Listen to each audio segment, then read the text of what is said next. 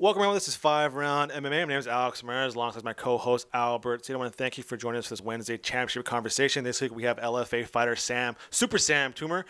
Sam's a young kid, a young featherweight. He's at upcoming bout LFA 29 on December 15th, live on Access TV. It's going to be his LFA debut, but he has fought for Ed Soras before in the past for under RFA.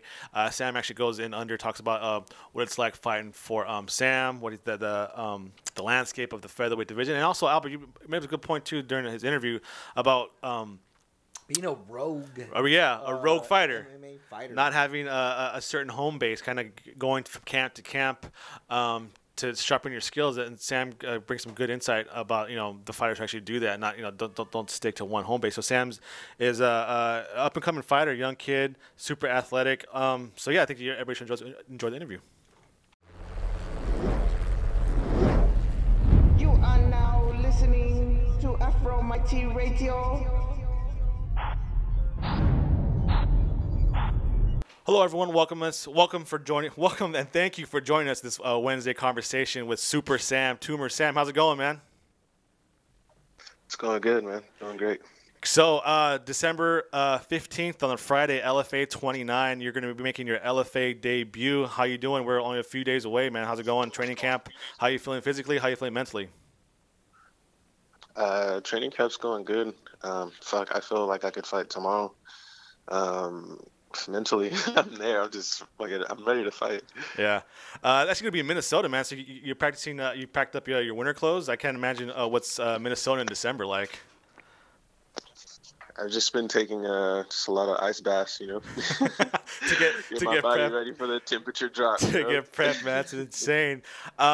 So Sam, man, we actually saw you fight in person a few years ago for the RFA. So this is technically your LFA debut, but you fought under the RFA banner for Ed Soras.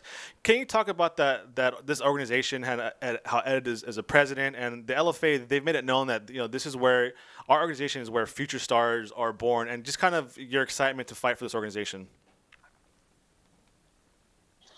Man, Ed, he's a super cool guy. We talked on a few occasions after fights, and he's just a real cool guy, and he's looking out for the fighters, and he wants, LFA, RFA to be, a platform. He wants everybody to know that this is where you want to go or want to be to get to the next level. And, I'm super excited to get that chance again to, their fights are like televised, and like you said, they got Ed Soras, and he was, one of the managers of one of the greatest fighters of all time, so he's got to have he knows what he's doing, right? Go pull over the rest of these promoters, you know what I mean? Yeah. So I'm super excited, man. I'm excited to just display my skills again, Yeah. What's that like, too? I mean, you have a guy who managed Anderson Silva, Lyoto Machida, all those Brazilian superstars. Now he's kind of like, the president shaking your hand, and you're a little bit awestruck at what the guy's able to accomplish as far as the fight game, and now getting on a new level of being, a president of an up-and-coming organization. Say that one more time. No, so what's it like, when you see this guy, what Ed Soras has done, managing, the likes of Anderson Silva, Lyoto Machida, and now just kind of like what he's done as far as, this organization-wise, and kind of like, I mean, do you find yourself to be awestruck a little bit, or are you trying to like maybe absorb from him, learn as much as you can? Or just kind of, hey, boss, how's it going, and kind of leave it at that? Oh, man, I'm always trying to learn, especially just being in that environment and watching him handle himself. He actually doesn't even, I remember we were at an after party, and he wasn't even drinking or nothing. He was just handling like his business, just being a presence that he was. I felt like he knew he was kind of an influence, so he's like, I'm going to be, on point tonight. Yeah. I don't know his life, but, he was real professional, and he's more than, open to conversation. If you got a question, just ask him. Man, that's crazy. So it's super cool. That's cool having being so open like that. Yeah. So when you're not fighting, you're actually a personal trainer, right? Do you still do that? Your personal training? Sir. So what's that like? Is that kind of a good way to do that? So how can people get if they want to get a hold of you for a training session? Where can they go? Man, they just go to my Facebook and Instagram page. Super Sam Fitness is the name, and just DM me, and we'll get together. We'll figure out a schedule. right now it's kind of slow because I'm preparing for my fight. Yeah. But we can always reconnect after and, get you in shape. I teach self-defense. I'm into the nutrition thing, fitness overall. You know what I mean? I played college sports, so I can build you to your best of athletic ability. Sticking with training, you actually come out of an interesting camp over there in San Diego. Can you just let us know a little bit about your camp and maybe some of the people you compete with down there? Oh man, I used to be in San Diego. I'm up in Sacramento now, but in San Diego, it's like a mecca. Like everyone down there fights. You can't walk 10 blocks or 5 blocks without seeing a jiu-jitsu gym or a Muay Thai gym. So I felt like every sparring day was a fight, because I had to fight, UFC vets right now, like Jeremy Stevens and Miles Jury, and it was just me coming up in that environment. I feel like was a huge boost because I didn't have a martial arts background. You know what I mean? I came from playing football, so being in there, swimming with the sharks, like it definitely forced me to elevate my game a little bit faster. So where are you at now in Sacramento? Where are you training out of? I train out of like multiple places. Oh, okay. I normally I had a gym, but then stuff starts happening and people started doing weird stuff. So I'm just here with me now. So okay. Well, I've got a lot people of that look MMA out for me. I got a Muay Thai code. Yeah. Yeah, a lot of MMA fighters are taking that boxing approach though, where like you kind of go and get different trainers and kind of make your own camp rather than to stay home base in one place. And you're starting to see that more of a trend. I think it's working out for a lot of fighters now.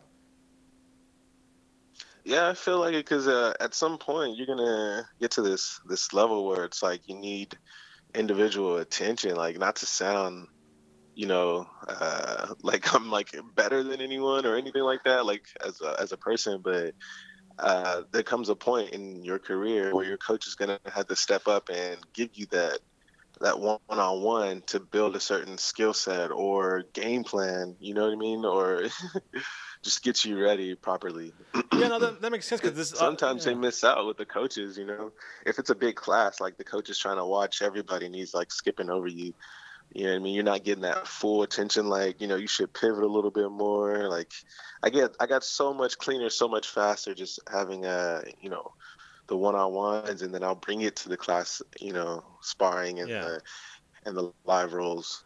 Yeah, I think because obviously this MMA is an individual sport. Yeah, there's we have these quote unquote teams of these camps where this guy's training out of. But like Albert said, I think the approach is now because you're looking out for your best interests. I mean, because you're in there by yourself. Yeah, it takes help and a team to get you there. But as when the cage door closes, you're all by yourself. And I completely understand the individual attention you need to learn to get better because obviously this is your career here. And actually, I want to go back to your personal training. So has you doing personal training kind of helped you in your fight career? Maybe as far as like explaining techniques, explaining nutrition, seeing people who are maybe at all fitness levels kind of help you step up your game. Yeah, big time, especially as still being an active fighter right now. The techniques, like teaching techniques, like I'm like, oh shoot, you know what I mean? Yeah. Like I don't do this. Like, I'm fixing myself by fixing them. And, my students tell me that, I inspire them. Like, you guys inspire me big time, you know what I mean? And being like on the athletic side, like maybe I wasn't getting my knees up high enough, turning my hips, like just small corrections, like I wasn't seeing until I was teaching. And so much information and the nutrition side that I have to like buy books and listen to stuff and call doctors and just have conversations with people that are already in my field, that put in the work already. I'm learning so much. So tell us about your opponent for LFA 29. Do you have, without giving too many details about your game plan coming in, how have you prepared for him specifically? Or are you just kind of, I'm going on well-rounded fighter and kind of working stuff at all in general and see how the fight goes? Yeah, man, I'm pretty well-rounded. I feel like I don't really, study too much. I do study, but not too much. He's game. I'm game. Yeah. I'm prepared for a fight. You know what I mean? So whatever comes my way, like I'm ready. So there's no worries. So, like, let's say if I'm a fan and I've never seen you fight, how would you explain Super Sam Toomer's fighting style to someone who's just seen you for the first time walking to the cage? Man, you could just say I'm predominantly a striker, but clearly, well-rounded. Yeah. You know. So, you fight out of 145 division, correct? Yes, sir. That's your primary. You're comfortable with that one? Do you ever want to maybe go up to 155? Because what I'm asking is, we had just had the UFC 218. We saw the Max Holloway and Jose Aldo. I just kind of want to get your thoughts on the whole 145 division as a whole. You kind of see it as, obviously that's the goal you want to get to, the top of the top. Just give me your thoughts on the 145 division, and Max Holloway's performance and stuff like that. Man, when I was an amateur, he was actually one of those sharks that I got to train with. So, oh wow, seeing him up there, he's got the fucking title in his hands now. It's like, it's super inspirational for me, man. Yeah. Like I could be there. I know I can. You know what I'm saying?